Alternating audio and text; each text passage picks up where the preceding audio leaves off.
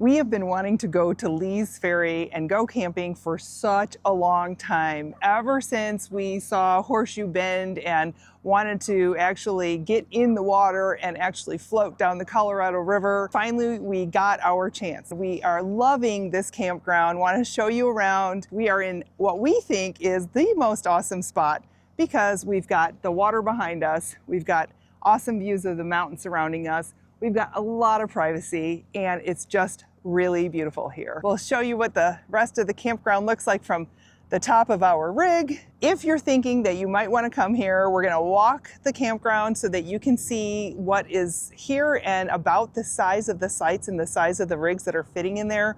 We know that we're always a little bit nervous about coming to a place that we've never been before, and we don't have the biggest rig on the planet, that's for sure. Our 303 RLS reflection is only about 34 feet, so we're not super huge, and we've got some decent clearance, underneath us. But we know that it's always kind of a challenge and a question when you're going somewhere where you haven't been before.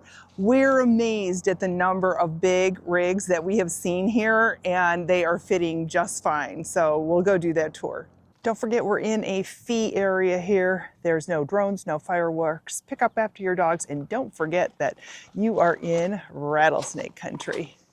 And the reason that we're in a no drone zone is because we are in Glen Canyon National Recreation Area, which is part of the National Park Service. Current camping fees are right there, $26 a night. If you got a senior pass, it's half price, $13. And here you can pay with either a cash or check, but at the entrance gate, when you first come in, there's a fee station right here, and that has a kiosk where you can use a credit card. Well, you can use a credit card and write it on your envelope here too if you want to. This is a map of the overall area, and we are here at the campground, and then right down the road here, we'll show you where there is a dump for your RV, and the campground is pretty simple. There's just 2 loops here, and there are exterior and interior spots. So we're going to walk the campground, some suggested hikes, Cathedral Canyon. You know what I think about Cathedral Canyon, and if you haven't seen that video, I'll leave a link for that in the description below.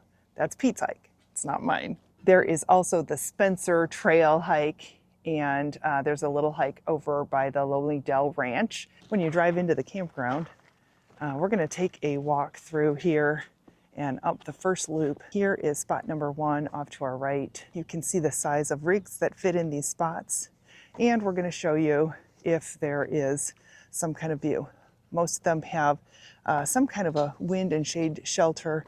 They will also, most of them have a picnic table and a fire ring, and you can see from spot number 1, you've got some distant water views and mountain views from there. So nice, and then here's a little space. We'll just keep walking the outside loop, then we'll look at the inside. So here is spot number 3. You can see how small that is with just basically a car fitting in there. I really like how they've kind of given a little bit of space in between each one of these sites where you're not completely on top of the next person. Site number 5, vacant right now. These are all kind of about the same size, small trailers or like tent campers. Site number 7. This is the outside loop that has a view of the water. So all of these on this side of this loop have that same kind of view. I think as you get up this hill here, these get a little bit longer, a little bit deeper. We were able to actually move to a different spot. We had a really great spot when we first got here, but today a spot opened up with somebody moving out on a Sunday morning. So we've got a new spot, but we'll walk the entire campground right now. Here's spot number 11. And I'll tell you what, these little shade structures are really nice when the prevailing wind is coming at you. It can get quite windy here. The first couple of days that we were here, it was sunny and pretty warm, nice temperatures, not hot. And it was pretty calm-ish, a little light breeze, but that was it. But it's been windier the last couple of days. Here's site number 13. So all of these are kind of on the smaller side. Site number 14. We've seen a lot of like truck campers up here since we've been here. Site number 15. And for the most part, you can see that the ground begins to slope because obviously we're going up the hill and the water is way down there. So that's a pretty good elevation gain.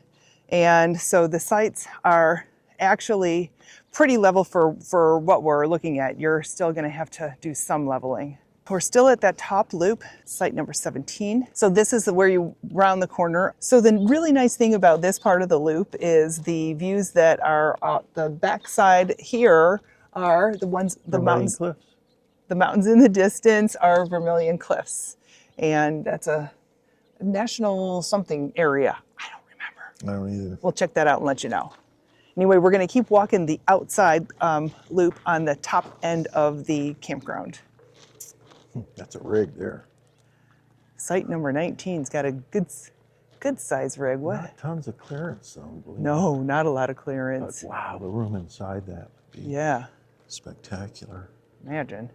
So the sites are pretty wide. When you've got, look at the stairs that are coming down off that rig.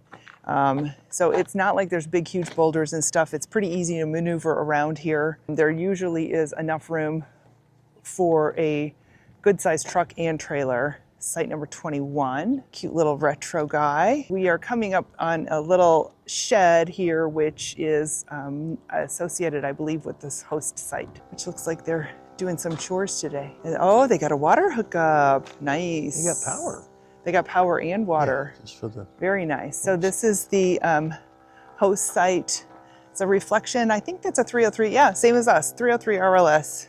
So that's about a 34-foot trailer. That's site number 22. One of the things that you need to do here is be fully self-contained and be ready to be on your own with water and that kind of thing. So we hauled in all of our water, and obviously we're running off of our solar. There's no electric. And then of course that dump station that's right down the road. So it's kind of like boondocking, but better. Here is site number 23. This one has a lot of space. You can see off in the distance here, there is the road, the main road that comes in. Man, look, that guy was a plumber back there. Look.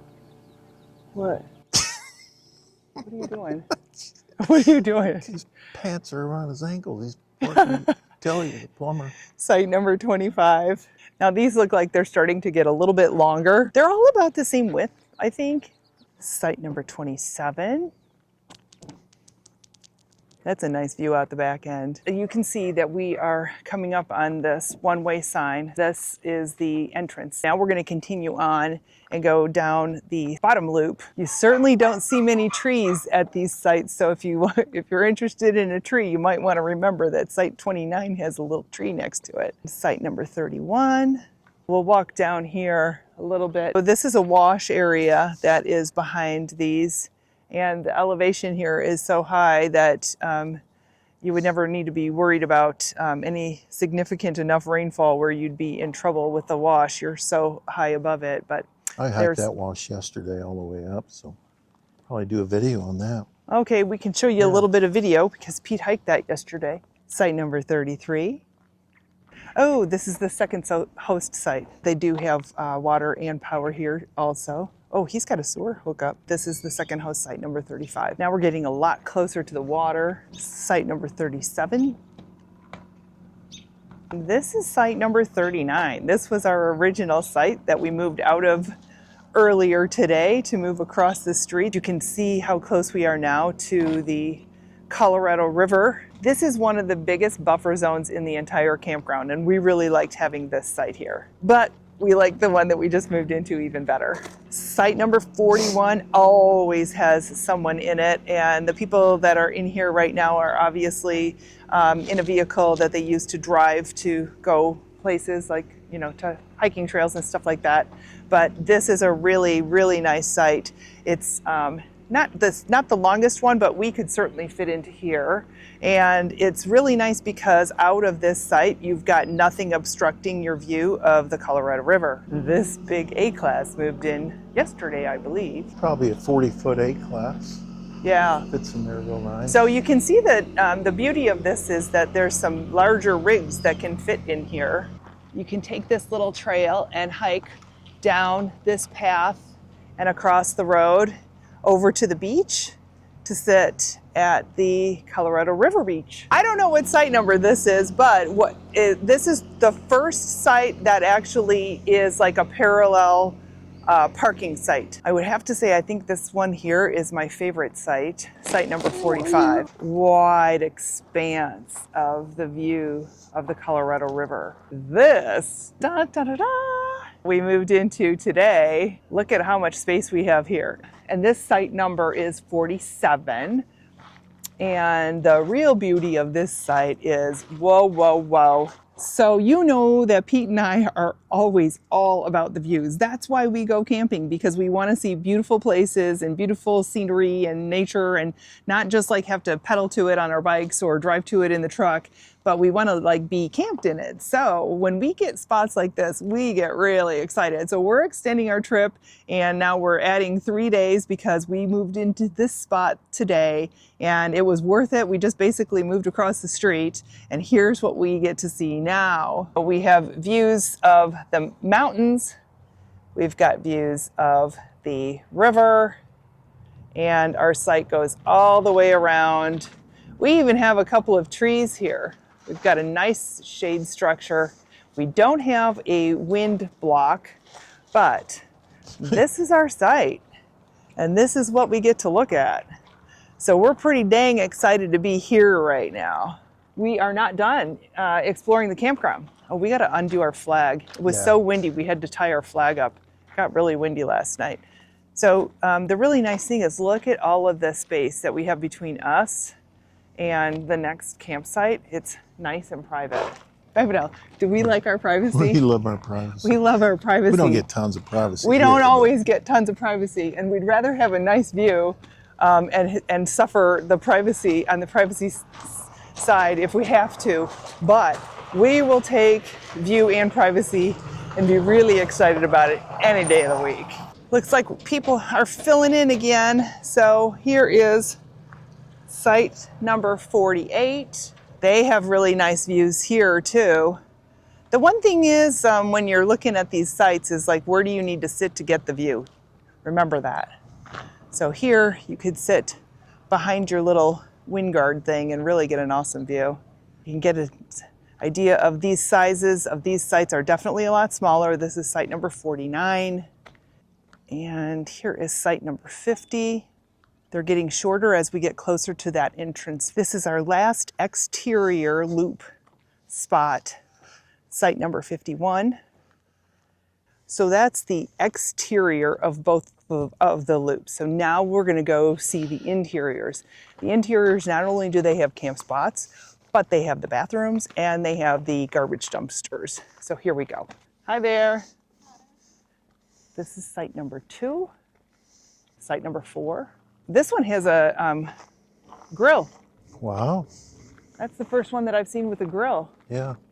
And that's at site number 6. I know for people that actually care about the bathrooms, they want to know the condition of the bathroom. So I'm going to walk in here real fast. And we do not use the bathroom. Hey, you can fill 5-gallon containers at the spigot. Oh, wow. I didn't know that. He's thrown away the Mylar balloon that we found at the side of the road. And here's the bathroom. Oh my gosh, I didn't expect that. Flush toilets, crazy. Surely doesn't stink in there. They're flush toilets. Oh, wow. Yeah, this place has some great facilities. It is a great facility. All right, so this one's actually labeled a group campsite. I have a feeling those other ones back there are group also. Anyway, this one is labeled group campsite. Convenient because it's nice and close to the bathroom. Spot number 8. Here's another one with a grill and a fire pit. Somebody's cooking something that smells good. Bacon. It is spot number 10. The next one that's labeled as a group campsite with 2 picnic tables and 2 fire rings is spot number 12. That's the end of the interior spots on that upper loop. So there's the first dumpster, and here's the second dumpster at that upper loop, right next to the bathroom that we just went into. When Pete and I arrived here, we arrived on a Wednesday, and we were rudely woken up on Thursday morning at about, was it 6? Oh, it was early. Yeah, when the I think it was 6, wasn't it? yeah, maybe a little earlier than that. That the garbage dumpster came by, and it kind of like shocked us. And It wasn't like crazy. But it wasn't was real like loud. the beeping of the, Of when the they put truck. it in reverse. Yeah. Luckily, the lids are plastic on the top. You didn't hear all the big Yeah, it slamming. wasn't that really big bang It sound. definitely woke everybody up. So I have a feeling they probably only come every Thursday morning. So it's like empty Yeah. for the weekend traffic. I've heard them twice. You have? Yeah. I don't heard 'em. remember the second time. It was during the day, though, I think. Now we're looking at the second loop and the spots that are on the interior. So this is where we've seen most of the like really big rigs. They're kind of pull through. Yeah, they're like pull-through slots. That's got- probably a 33-footer. Yeah, and spot number 30. So here's another pull-through type spot. It's spot number 32. You can see the size of It's trailer about a and truck. 24-footer. They could put a much larger rig and then park that truck on the side. See how they kind of flare out, the spaces do, so you have room to kind of pull your truck in and kind of tuck it on the side of your trailer. A lot of people here traveling with fur babies. Yeah, the little wire doggy fences corral. for their dogs. Anyway, this one is spot number 34. Here we are coming up on this lower bathroom. Spot 36 there. Spot 36, yeah. Nice and wide. This one's really wide out here. And I would assume that this bathroom is about in as good a shape as the other one. There's the second dumpster for the lower loop. Same deal. Flush toilets. So there's no showers in the bathroom. Very clean. Those bathrooms are beautiful. No showers. This one is spot number 38. Here is spot number 40. Nice little buffer there. This spot's huge. Site number 42. Yeah, you could get 2 fifth wheels in there. Yeah, end to end. One thing I'll mention is like for these guys that actually take their rig out and just leave their tables or whatever during the day, sometimes this campground can look like it's almost empty when in reality it's very full. Here is site number 44, a beautiful Alliance. Mary and Dave from Maine. Very Love their little interesting bucket. guy there. He knows a lot. I know. He's been We're a lot of gonna get with them places. and take notes because they've been to a lot of cool places Yeah. that we want to go to. And this is the tiniest, I think, spot down here on this lower inner loop.